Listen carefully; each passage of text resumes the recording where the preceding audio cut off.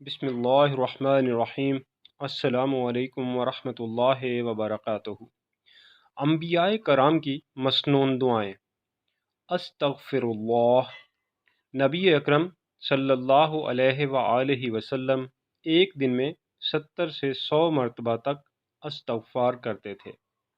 لا حول ولا قوت الا باللہ، یہ جنت کے خزانوں میں سے ہے۔